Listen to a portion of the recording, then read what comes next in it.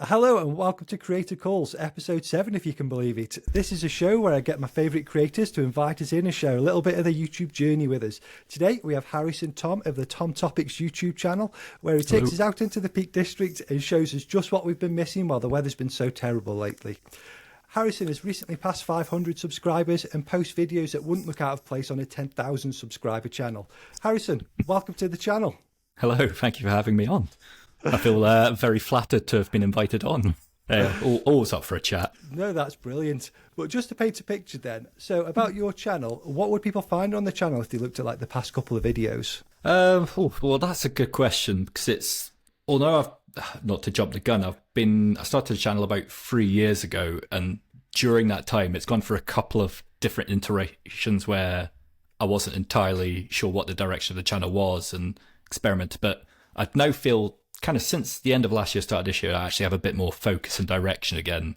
And when I was joking with a friend about it, the best way I can think of to describe it, it's almost like a low budget one-man country file seems to be the vibe that I'm going on. Trying to give a bit more like information about basically just things and places that I find interesting in and around like the local area. No, that's really interesting. Before YouTube then, did you have any kind of history with a camera, or did the YouTube stuff just kind of come naturally to you?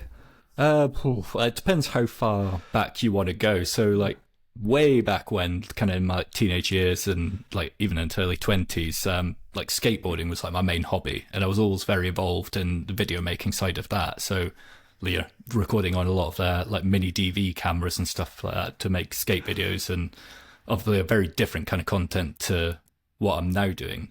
But that kind of gave me a bit of a love for, one, playing with cameras, and two, it's the editing side that I really, really enjoyed and got into. And then went to college and uni and did nothing to do with any of that, and kind of didn't pick up a camera until lockdowns, when no one was really doing much. And I kind of thought, oh, sod it, like I'll go buy a GoPro and just start actually filming stuff around me. Yeah, I think a lot of people did that, didn't they, in the first couple of lockdowns. So you've got an old hobby, I'll pick that up again and get started, or just starting something brand new. Yeah. The quality of your videos is like really high, like even from the start. Like you wouldn't be surprised if you saw some of them on the BBC, like that woodland regeneration video that you did. Oh yeah, like, that was good fun. Yeah, like what drives like that level of quality? It's got to be difficult to do.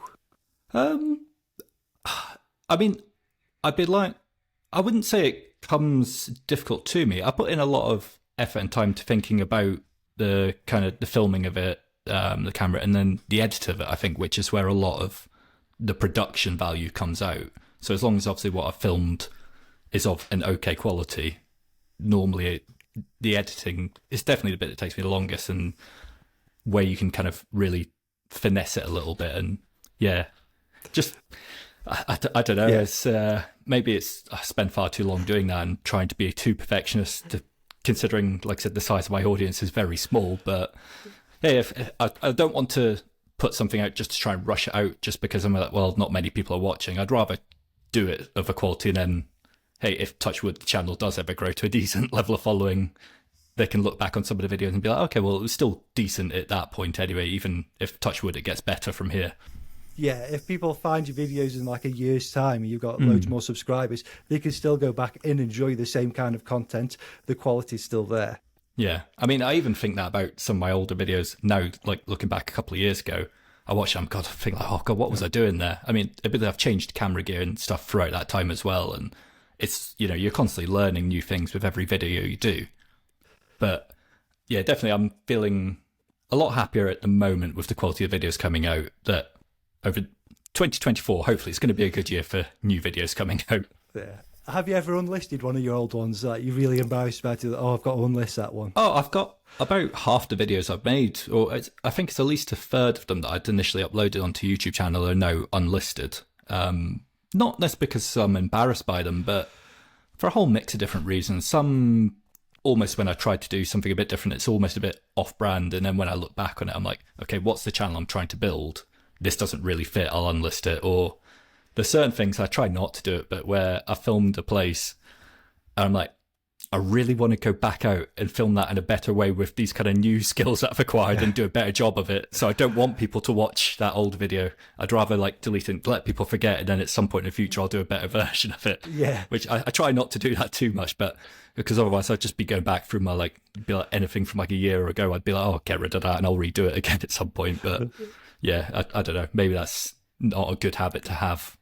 No, I tend to leave my old ones up. Like if I want to make the same video again, I'll leave it up and I'll use it as like a benchmark. I'll be like, right, this video's got to be a lot better than that video. And yeah, I just like to look back at them as well. Yeah, well, that's it. I mean, I've still got all the files, so I could still look at them. But certainly, as I'm developing the channel in a certain direction, it's yeah, there's certain ones like I made a video a couple of years ago about just a walk from New Mills back down to Whaley Bridge. And it seems for some reason to still be on, like, if I look at the analytics, one of the videos that gets watched the most. And it pains me to not unlist it because I'm like, that's possibly like the worst video I've made. But I don't know if it's because in the thumbnail I'm drinking a beer, and I did call the video like Bridges and Beer Walk. That's something that entices people in. But yeah, that's a video I want to go back and, because the scenery there is amazing, and if I went back and reshot it, I'd do it in a very different way. So, and it's just cool. So, yeah, it's definitely it'll be a location I'll revisit. But yeah, that video's staying up there for now, at least. Funnily enough, that was the first video that was suggested to me. Was it? Channel. Yeah. There you go. So, yeah, it seems it's always within like the maybe top 2 or 3 videos that gets watched, despite the fact I think it's not the greatest ever. It was fun to make, like I enjoyed it, but yeah. You did a comparison as well, didn't you? Did you do a beer comparison? I think that one got suggested to me as well. Yeah, that I did do that one. Was it? Gosh, no, it was 2 years ago almost now. On when Buxton Brewery brought out the Axe Edge like pack where they did loads of different versions of it. So I thought, because I like walking up onto Axe Edge, it's a really nice spot. I was like, I'd just got my new camera at the point as well, so I was like, I'll try and do a video and I'll make it about this. And it was a bit directionless. I felt like I'm not a beer reviewer. It's not the content I know. And it felt a bit like that. It's like, well, this is just someone talking about someone they don't really know too much about and trying to push things together too much, which is why I enlisted it. But yeah, I don't know. I seem to constantly go through that process. So I'm trying to stick to things where I feel like it's on brand now. And even when I'm like writing down ideas, there's loads of things that I thought, that could be a fun video. And if it was just a channel of different vlogs about really random stuff, maybe it would fit. But I've kind of then decided not to film something just because I thought, if I'm trying to grow an audience of any kind, maybe years down the line I'd have an audience where I can do the odd more random thing and it'll kind of work. But right now I think it would just flop. So that's kind of helping choose the direction of stuff that I'm filming at the moment. Yeah, with the niche that you're currently doing then, is there anyone that you kind of look up to video-wise? You think, I want to make videos like them? Definitely like watching other people on YouTube is a big influence, but it's funny because what I watch mostly on YouTube is very or relatively different to the kind of content that I make, but I take inspiration from it, be it that, I watch quite a lot of stuff about people reviewing new cameras and things like that and how to shoot video. So obviously that's directly relative because you learn a lot from that. Like, but a lot of the stuff I watch, like I watch people like food vlogs is a big one I watch. One of the biggest influences I'd say as a YouTube person that I've watched and followed and kind of helped me into this journey was a guy called Abroad in Japan, who's lived out in Japan for over 10 plus years. And he does a kind of travel-y style stuff, but I think he's kind of a bit of a gold standard of, it's a vlog, but you can really tell he puts a lot of effort into the shooting, the production and stuff. So I guess there's a degree of that I want to emulate. But yeah, I watch a whole different mix of stuff on YouTube, and occasionally I'll see something I'll be like, oh, that's a really nice way of doing it. Maybe I'll try and incorporate that and just play around with it. Yeah, I've never actually heard of that one, Abroad in Japan. I'll have to look that one up tonight. It's really entertaining. I'd say he's very British, very sarcastic, so it's definitely got a good appeal. And just Japan is a cool place and it's somewhere I'm interested in. So I kind of naturally fell into watching that content, and then that kind of more filmmaking-y aspect of it was definitely something that I really gelled with as well and made me want to keep watching it. So what goes into planning a Thom Topics video? My initial thoughts are I've got a big very random list on my phone of different things. I might come across something on Facebook, or when I'm out walking or looking at a map and be like, oh, that sounds interesting. I'll kind of list it on there. And I start doing a bit of a deep dive into it. So I'll look at, it normally starts with OS maps. I'll get a big paper map out, or like kind of have a look at different stuff around it, what seems interesting. Then it goes on to the digital version of that, so I can look at satellite images of it, see how things look from the air, and how I can plan it. And then just start researching both through books and online about different sites. So like actually today at midday that we're recording this, I've got a new video coming out about Lamelode Reservoir, which is just over in the Cheshire side of the Peak District. And that was a bit of one when I was, I think I even say this at the start of the video, where, you know, I've done a walk close by many, many times and seen a signpost for Lamelode, but never actually been down there myself. So I started looking on Google Maps, checked out some walks, found out that there was this amazing, really unique looking dam. And I think that's the thing. Also, I try and seek out things that are visually interesting, just because obviously video as a format is, you know, you're looking at something visually. And the dam was really unique and very different for anything in the Peak District. And I was like, oh, okay, that's interesting. And you start kind of doing a bit of a deep dive, plan, research, do more of that, do a recce walk normally, where what I always try and do is always visit a site I'm going to film at least once before, so I can get in my head, okay, this is here, that's there, this would look nice, kind of go back and loosely structure the video. What I really try and avoid doing is fully writing a script out, because I don't want the delivery to feel wooden. So I'll kind of be like, okay, well, this would be the intro video. I want to talk about these things. Then for this dam video, for example, I then have a bit about the reservoir, a bit about the dam itself, and then an outro, and kind of just write a few key facts I want to include and just review that before I hit record on the camera, and then kind of let it come out, really. So what are we talking time-wise then, from you've got the idea to doing a bit of planning to uploading the video on YouTube? What are you talking time-wise? Well, right now, the schedule that I've set myself for 2024 is to bring out a new video at least every month. So I'm trying to at least keep it within that 1 month window. But it depends how excited I am about the project. And it's more about finding time. So the planning bit will definitely take, or the research, take a couple of days to really go over it and get my head around it. And then, like I said, you've got to do a recce walk. So that'll then go on to the next weekend. Then it'll probably be the following weekend that I'd film. And then a week, say, to do the editing, because it's just about finding the time to do it. I quite often do it while I'm sitting like on a train journey back and forwards to London, or end up staying up late at night to do it. But yeah, it could be anywhere from a couple of weeks to maybe it's that whole month it takes me to go from idea to finish. And then some in the past, when I've been really inconsistent, it's taken me months from actually hitting record on the camera to when the video comes out. But I also find the longer I leave it, I like to start the edit as soon as I can after the filming, because it's all kind of fresh in my head how I want it to tie together. And when I'm out recording something, I'm very much thinking about the shots and what leads into what. So if I can edit as soon as I can after that, I've just found it a far quicker process to do, just because it's fresh in my mind. Yeah, so I've never shot a video outside, and most of your videos are like a vlog style, shot out in public. Do you get nervous filming out in public? I don't think I could ever shoot out in public. You know what? Oddly, I really don't. And I wouldn't particularly put myself as an especially outgoing or extroverted person, but I never really struggle to film, even if there's other people around. Even last weekend, I was up at a spot, actually over in Cheshire Peak District again, that was quite busy. I had like full on tripod and stuff up, and I don't know, kind of once I start thinking about what I'm going to do on camera, I kind of switch everything else off. It doesn't massively bother me if other people are around.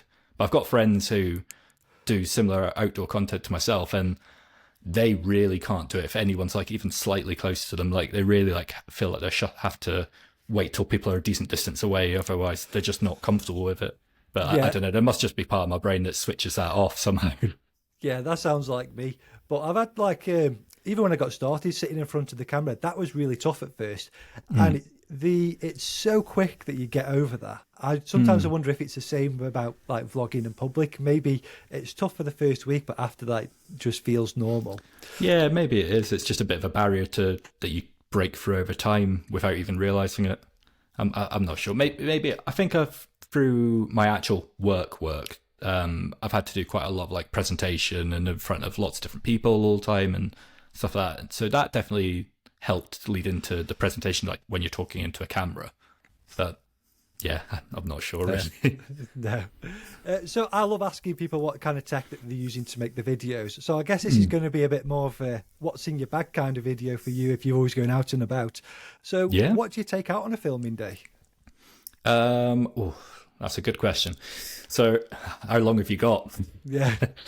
Yeah, so obviously I've got my main camera that I shoot on right now, which is the Sony ZV-E10, which is a really nice camera. It's part of their entry-level vlogging line, but it's interchangeable lens.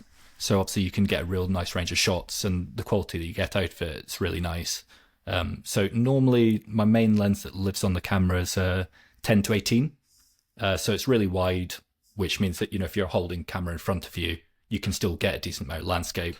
And then I've got a few different lenses of different focal lengths and apertures and stuff as well, just to give that variety. Microphone wise, it's what I'm generally recording on here, which is the Rode Go Mic 2, which is just a nice little fairly compact shotgun mic. Although I have also recently bought the DJI wireless mics, the new ones, which are a really nice bit of kit. And just, again, that's, even the last couple of times I've been out filming, that's really enabled me to get some different shots, because I can be far away within a landscape next to something, and obviously you're still getting the same audio. So that's definitely mixed stuff up a lot. And they look really cool. Yeah, they're a really nice bit of kit. And I mean, they're nicely designed, like it all looks really aesthetic, like the case feels really nice when you're opening it even. So that, and if I do things with other people out and about as well now in the future, being able to have two of them, that'll just make editing the audio so much easier, like rather than having one person really blown out and one person quiet. Yeah, so when you get home then, what are you using to edit? Final Cut is what I've got. So because I'm a Mac user, I started when I first started making some editing YouTube videos on, iMovie, the one that you get with the Mac, and then I upgraded to Final Cut just to give greater flexibility. And when I upgraded cameras and things like that, especially, it helped to, obviously with like color grading and things like that. So do you remember what the first gear purchase was that you made, like specifically for YouTube? I mean, for YouTube, I guess it would be that initial GoPro, because that was the catalyst to start filming stuff, and that was the GoPro Hero 9, I think, whatever the newest one was at the time. And then from there, I bought a few little mods that helped with the vlogging. So like you get a media mod that's got the slightly better microphone with the wind cover on it. Yeah, and they do a whole vlogging kit, don't they, for the GoPro now? Yeah, and then I kind of decided when I wanted to step up the camera gears, and as I think anyone interested in tech goes down that rabbit hole, then I went on to the Sony system and started getting into the lenses and everything else that comes with it. And then even the bags and stuff that you can get for it are really nice. So I've got a Peak Design bag, which I absolutely love. Oh, don't talk to me about bags. I'm starting to get a collection. It soon racks up. Yeah. Oh, God, yeah. And nothing's cheap, but I don't know. It's nice to treat yourself. It definitely feels like big kids' toys. Yeah, definitely. Yeah. I had a drone last year. I got a drone. I must have flown it twice. So I've sold it now. No way. Oh, yeah. See, that's, again, one of my more recent purchases. At the end of last year, I bought a drone, the new Mini 4 that just come out, because it's got, obviously, I mean, it's like an idiot could fly it because it's got so many sensors and things on it, so you can't really crash it unless you turn all that off. And I've used it, I think, every time I've gone out filming, and then I've used it lots just when I've not even been filming, just because it's fun. That's probably the biggest thing that's upped the quality of my more recent videos, I think, especially because I'm filming outside and a lot about like landscapes and that. So getting the big, wide establishing shots from that and different viewpoints, seeing things from above, that's really mixed it up and helped a lot with filming. And at least I think it's added something extra to the quality of my videos. So, and people often do comment, be like, "Oh, I like the drone shots." So I'll take that. Yeah, they do just add something as well, and they're really good for swapping from like one location to another. Just do a big sweeping landscape shot, and look, here I am at this location. Yeah, and especially quite often, 'cause when I've researched places, I've looked at it on Google Maps or satellite views of things, so you're seeing it from above anyway. So if you see something that looks nice from above, it's nice to be able to replicate that shot actually on camera as well. Yeah. Yeah. So the second half of this podcast I've been doing is a segment I've called Ask 10. It's where we're going to dive a little bit deeper into your relationship with YouTube with 10 YouTube specific questions. Okay. So out of creating a thumbnail, a title or filming, which do you spend the most time on? I guess we'd add planning into this as well. Yeah, if you were to add, well, I mean, if you added editing, that would definitely hit the top of that. Yeah. So planning definitely takes up a lot of time.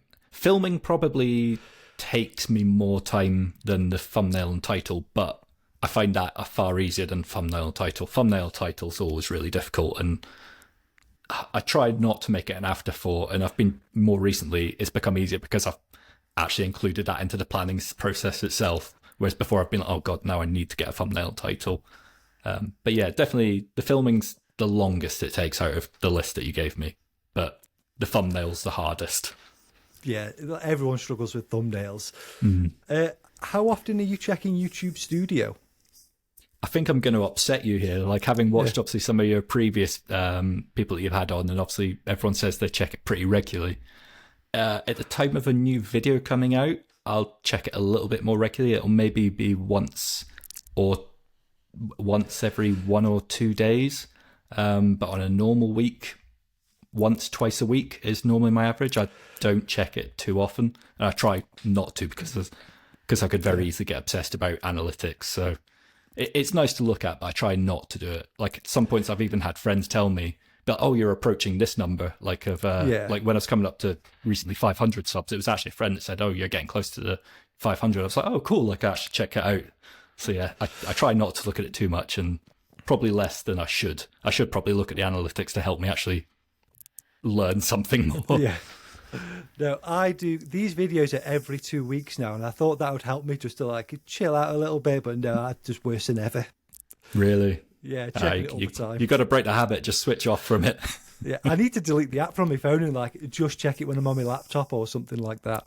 Well, funnily enough, it's only within the last month that I've downloaded the app on my phone. I'd never had it previous. I'd only ever checked it on my laptop purely for that reason. Yeah, that's it. It's a slippery slope now. Yeah, well, that's it. You asked me the same question in a couple of weeks, I'll probably be like, oh, I check every 2 minutes. Yeah, I need it. Yeah. It's that dopamine rush you get from checking it, or serotonin, whichever one it is. Yeah. Be like, oh, it's gone up by a sub. Yes. If you had to start again and pick a different niche, what would it be and what kind of content would you make? Interesting. It'd be one of two things. So it would either be food related content, just because it's something I love and it's interested in, and I've not ruled out that might be something that I do in the future, be it through another channel or incorporated into my main channel, depending on how the audience grows. Like, maybe it could be like a Peak Eats series or something, so incorporating places to eat along with different places that I'm visiting around the area. Or it would be something kind of fashion and clothing related, just because of that's my professional background. Yeah, Peak Eat sounds good. There's always new places opening. Yeah, exactly. And yeah, I think you wouldn't run out of places to do it about, but it just depends if that's the audience I currently have, or if it would need to be a completely new, separate audience. Yeah. So have you ever been recognised from the work you've done on YouTube? Not too often. I've had it a couple of times just locally. It all seems to be around the same area. It's either in the park or in the local shopping centre. I've had a couple of people be like, oh, are you Thom Topics? And every time it really throws me, because one, it feels odd someone calling you by like an online handle rather than just your name. Like, and then two, you just, I don't know, you kind of make these things, and even if like a video's got a decent amount of views, it's very hard to picture that as actual people sometimes. Yeah. So when someone like that you don't know is like, oh, I've seen you online, I don't know, it does throw me. I always feel like almost not flustered, but I'm like, oh God, like I don't know how to really react to that. Yeah, I've got a funny story for you. So I saw you in a supermarket and I was like, that's Thom Topics. And like, go say hello. I can't say hello. That's Thom Topics. Well, I'd always like to think anyone can say hello. I'm never going to tell people to go away, but yeah. Yeah. Oh gosh. Oh. That's funny.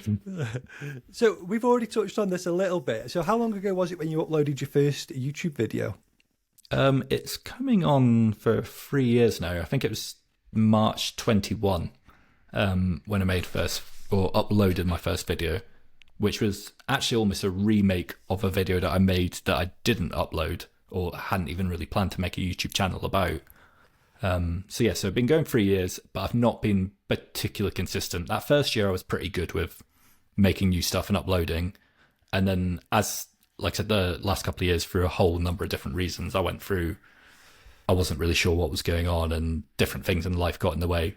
Sorry, I've lost track of the question here. But yeah, so 3 years ago is the short answer. And now I'm back to being more consistent again anyway.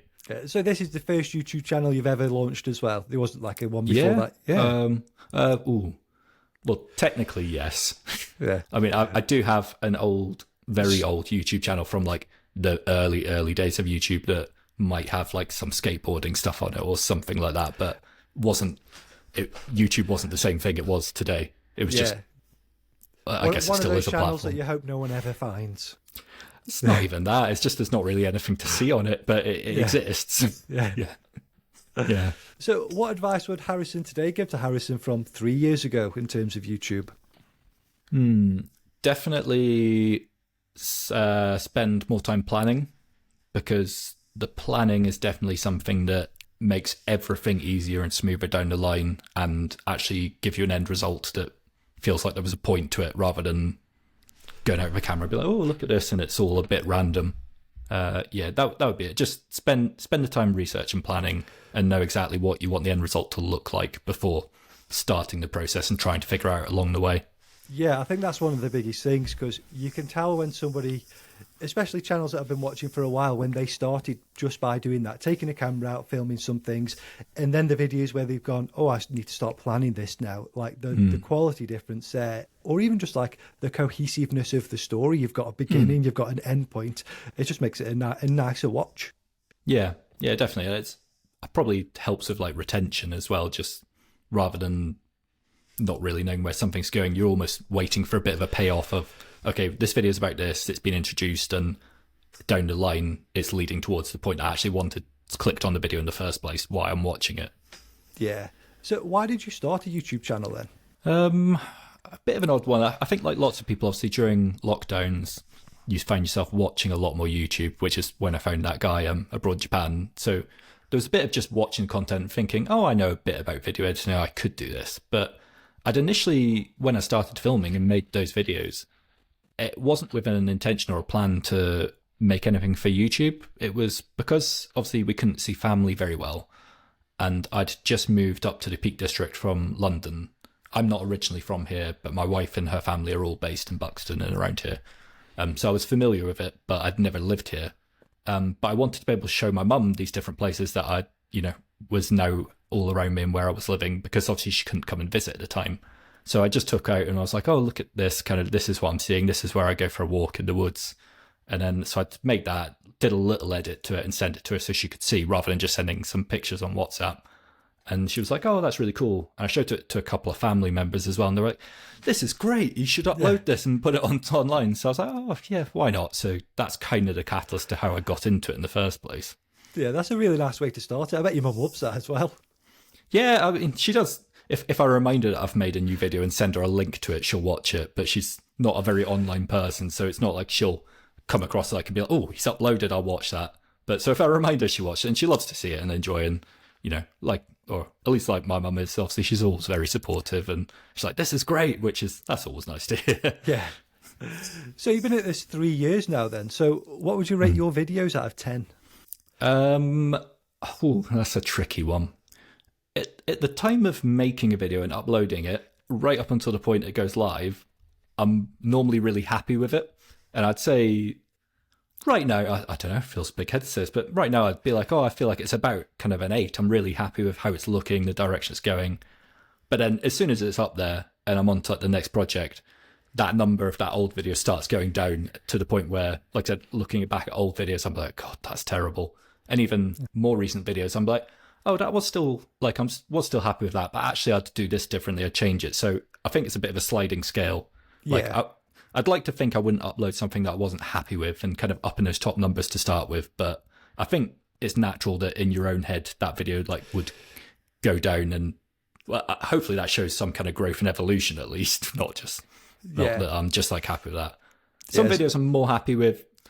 from just the story of it, almost that it was really fun to make and film, even if it's not the best video, not telling the best story. Like I did a video last year just with my friend Kyle where actually went back up onto Axe Edge and we just had a beer. And it was just a nice evening out. It was, I think, the longest day of the year or the day after. So that's fun because it just kind of captures that time of, it's a lot more vloggy and personal rather than being informative.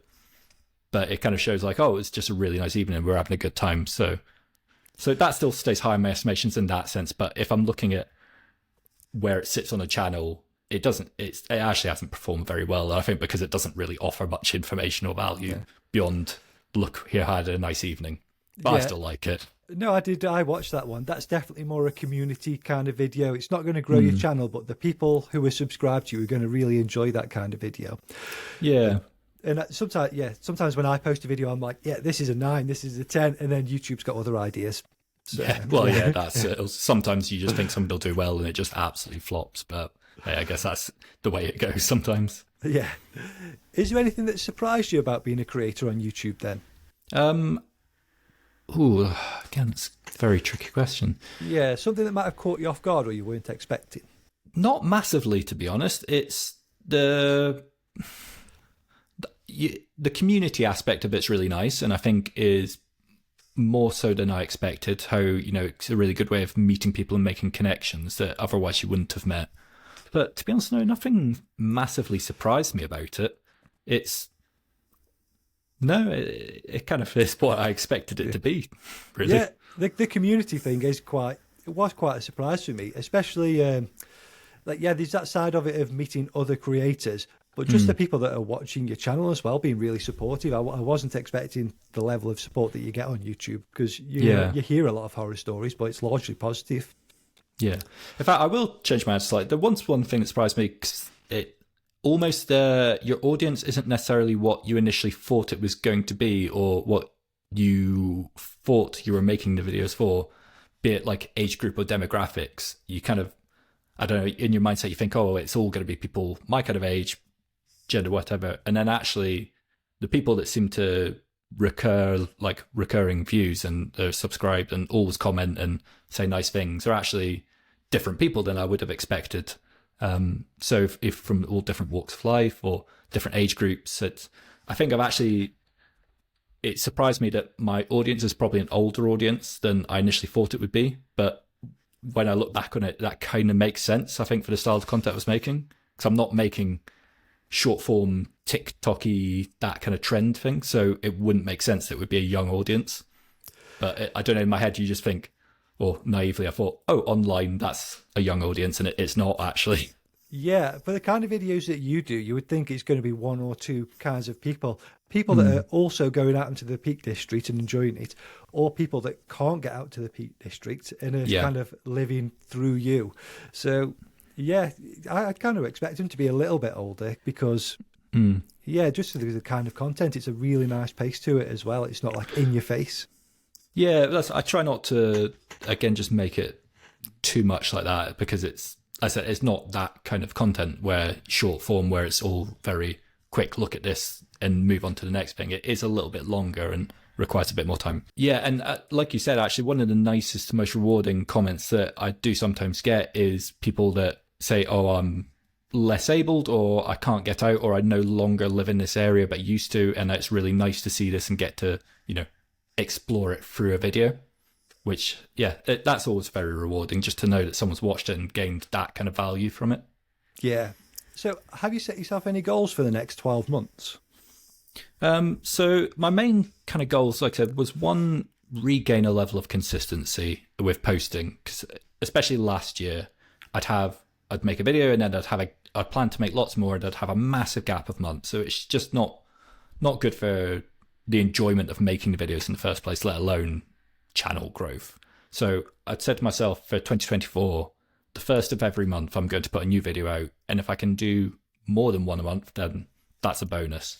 So that was definitely it. And not to hark on about the planning aspect of it, but just structuring my planning in a different way that helps all that. So to the point I even got a big wall calendar right in front of me, which other than just helping with general life, I've kind of write on it, okay, this is the video I want to make for this month.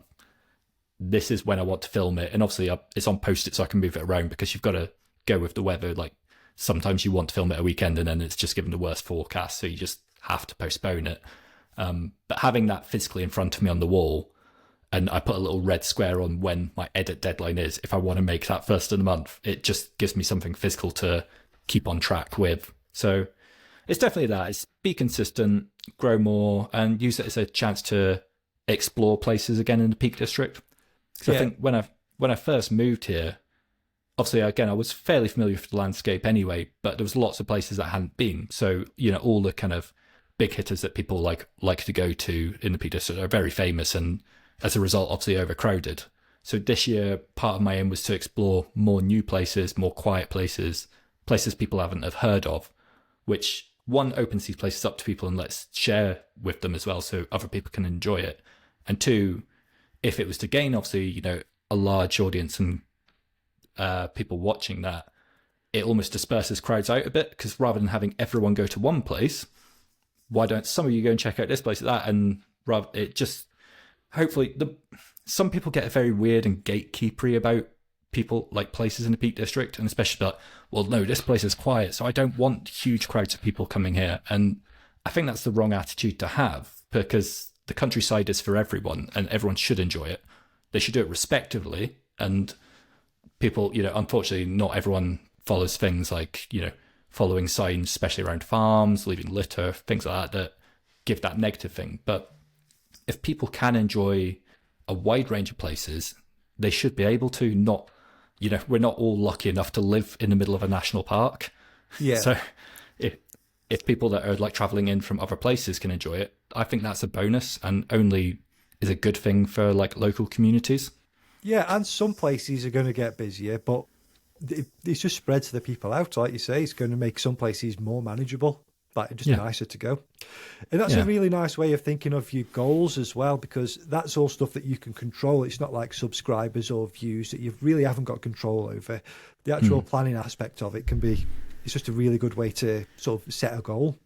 But I think that's it then, Harrison. So thank you for agreeing to do this. I think people are going to find it really helpful. I'm going to link the Thom Topics channel down in the description. Is there anything that you wanted to give a shout out to?